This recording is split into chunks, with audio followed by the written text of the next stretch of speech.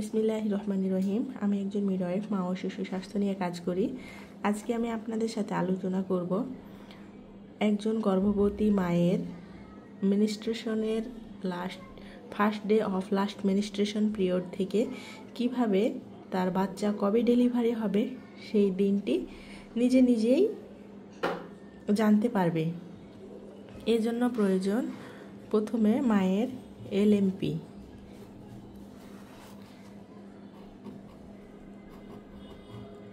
LMP হচ্ছে first day of last menstruation period.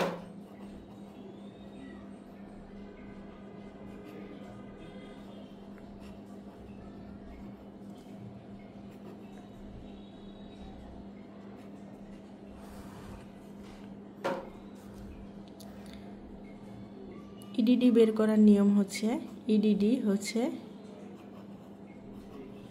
Expected delivery date.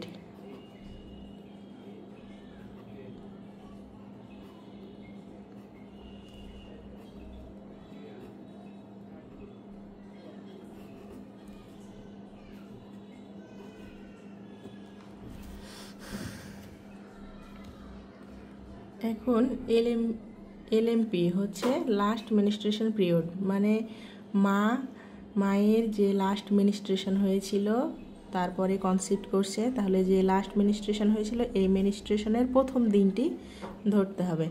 এখন দেখা গেল যে কোনো মায়ের মেনস্ট্রুয়েশন শুরু হয়েছিল 7 তারিখ 2 মাস 2025 সালের ফেব্রুয়ারি মাসের 7 তারিখে। এখন এই মায়ের বাচ্চা ডেলিভারির ডেট হবে, এটার সাথে আমরা 9 মাস 7 দিন যোগ করব। তাহলে যোগ 9 মাস 7 দিন,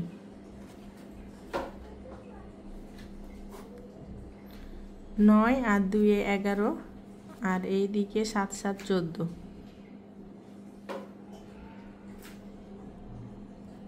2025। তাহলে মায়ের বাচ্চা ডেলিভারির ডেট হবে 2025 সালের নভেম্বর মাসের 14 তারিখ। এক কথায় first day of last menstruation পিরিয়ডের প্রথম দিন, যেদিন থেকে মেনস্ট্রুয়েশন শুরু হয়েছিল সেই দিনের সাথে 9 মাস 7 দিন যোগ করতে হবে।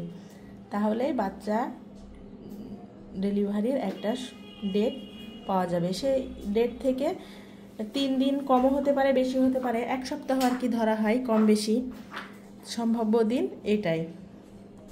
আসসালামু আলাইকুম।